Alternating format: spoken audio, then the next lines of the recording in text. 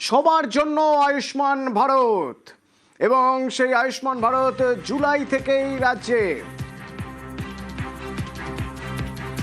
প্রাথমিকভাবে কত মানুষ তাহলে এই প্রকল্পের সুবিধা পাবেন?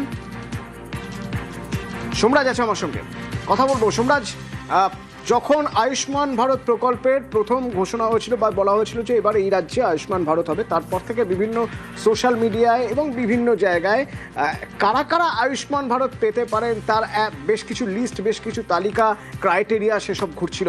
শেষমেশ সেই সব জল্পনার অবসান, সবাই পেতে পারেন আয়ুষ্মান ভারতের সুবিধা।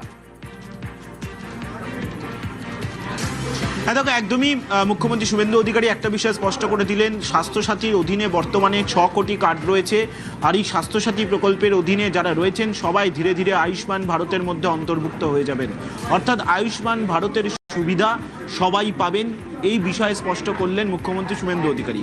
শুধু তাই নয়, যারা নতুন করে আয়ুষ্মান ভারতের জন্য আবেদন করতে চান তাদের জন্য স্পষ্ট বার্তা দিলেন মুখ্যমন্ত্রী। 1 জুনের পর থেকে এনরোলমেন্ট প্রক্রিয়া শুরু হয়ে যাবে। অর্থাৎ যারা স্বাস্থ্যসাথী প্রকল্পের অধীনে যাদের কার্ড ছিল তাদের অটোমেটিক্যালি এনরোলমেন্ট শুরু হয়ে যাবে আয়ুষ্মান ভারতের অধীনে, এবং ধীরে ধীরে এই প্রক্রিয়া চলতে থাকবে। আয়ুষ্মান ভারতের সুবিধা সবাই পেতে চলেছেন, এবং এর জন্য জুন মাসে দিল্লিতে একটি ছোট করে অনুষ্ঠান হবে, যেখানে কেন্দ্রের স্বাস্থ্য মন্ত্রকের আধিকারিকরা থাকবেন, রাজ্যের স্বাস্থ্য মন্ত্রকের আধিকারিকরা থাকবেন, দায়িত্বপ্রাপ্ত মন্ত্রীরা থাকবেন। তারা সবাই মিলে, অর্থাৎ কেন্দ্র রাজ্য একটা মৌ হবে এই আয়ুষ্মান ভারত নিয়ে, এবং তারপরেই আয়ুষ্মান ভারত কার্যকর হয়ে যাবে রাজ্যে। তবে শুধুমাত্র রাজ্যের, মানে এ রাজ্যে নয়, যারা এ রাজ্যেরই বাসিন্দা কিন্তু কাজের সূত্রে বাইরে থাকেন, পড়াশোনার সূত্রে বাইরে থাকেন, তারাও এই সুবিধা পাবেন। এবং তোমাকে জানিয়ে রাখি, এই আয়ুষ্মান ভারত প্রকল্প যে চালু করা হবে এ রাজ্যে, তা নিয়ে ইতিমধ্যেই রাজ্য স্বাস্থ্য দপ্তরের আধিকারিকরা এবং তার সঙ্গে বেশ কয়েকজন মেডিকেল কলেজের চিকিৎসকরা, সুপাররা ইতিমধ্যেই প্রশিক্ষণ নিয়ে এসেছে ন্যাশনাল হেলথ অথরিটির থেকে। তার কারণ এই আয়ুষ্মান ভারত এই প্রকল্প পরিচালনা করে কেন্দ্রীয় স্বাস্থ্য মন্ত্রকের অধীনে ন্যাশনাল হেলথ অথরিটি।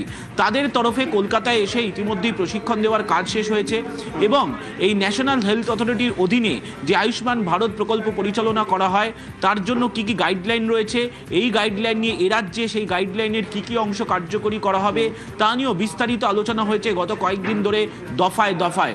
ফলত আর সময়ের অপেক্ষা, কিছুদিনের মধ্যেই অর্থাৎ জুন মাসের প্রথম সপ্তাহ থেকেই এই আয়ুষ্মান ভারতের অধীনে এনরোলমেন্ট প্রক্রিয়া শুরু হয়ে যাচ্ছে, এবং তারপরেই এ রাজ্যের মানুষ আয়ুষ্মান ভারত প্রকল্পের সুবিধা পাবেন। এবং আয়ুষ্মান ভারতে একটা বিষয় স্পষ্ট বলা আছে, শুধুমাত্র এ রাজ্যের হাসপাতালে নয়, তুমি জানো অনেকেই এ রাজ্যের মানুষ যারা ভেলোরে ট্রিটমেন্ট করাতে যান, তারা হয়তো পড়াশোনার জন্য যাচ্ছেন, বা তারা হয়তো ভিন রাজ্যে চাকরি সূত্রে রয়েছেন, বা চিকিৎসা করাতে যাচ্ছেন ভিন রাজ্যে, তারাও এই আয়ুষ্মান ভারতের সুবিধা পাবেন। সোমরাজ, সঙ্গে থাকো। মুখ্যমন্ত্রী শুভেন্দু অধিকারী কি বললেন শুনবো। আয়ুষ্মান ভারতে ইতিমধ্যে এনরোলমেন্টের কাজ শুরু হয়েছে। আমাদের বিশ্বাস যে জুলাই মাস থেকে আয়ুষ্মান ভারতের কার্ড আমরা দিতে পারবো, এবং তার বেনিফিট গোটা ভারতবর্ষে আয়ুষ্মান ভারত কার্ড হোল্ডাররা পাবেন। স্বাস্থ্যসাথী কার্ডের সঙ্গে যুক্ত এমন 6 কোটিরও বেশি যারা কার্ড হোল্ডার, তাদেরকে আয়ুষ্মান ভারতে এক্ষুনি নিয়ে যেতে পারবো। পরে পরে এই সংখ্যা আরো বৃদ্ধি পাবে, এবং যারা নতুন করে আয়ুষ্মান ভারতে যুক্ত হতে চান তাদের ক্ষেত্রেও অপরচুনিটি থাকছে। এবং আরো গুরুত্বপূর্ণ, স্বাস্থ্য খাতে 3000 কোটি বরাদ্দ। সোমরাজ আছে আমার সঙ্গে। সোমরাজ, এই 3000 কোটি যে বরাদ্দ, সেই 3000 কোটি কোন খাতে, অর্থাৎ কোথায় কোথায় কিভাবে ব্যবহার করা হবে? দেখো, কেন্দ্রীয় স্বাস্থ্য মন্ত্রকের অধীনে 2টি প্রকল্প, একটি হচ্ছে জাতীয় স্বাস্থ্য মিশন বা ন্যাশনাল হেলথ মিশন বলা হয়।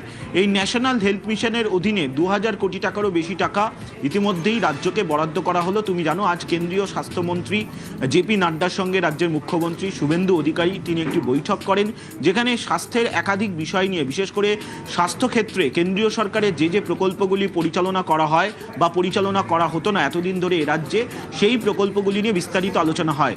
এবং সেই বৈঠক চলাকালীনই কেন্দ্রীয় স্বাস্থ্য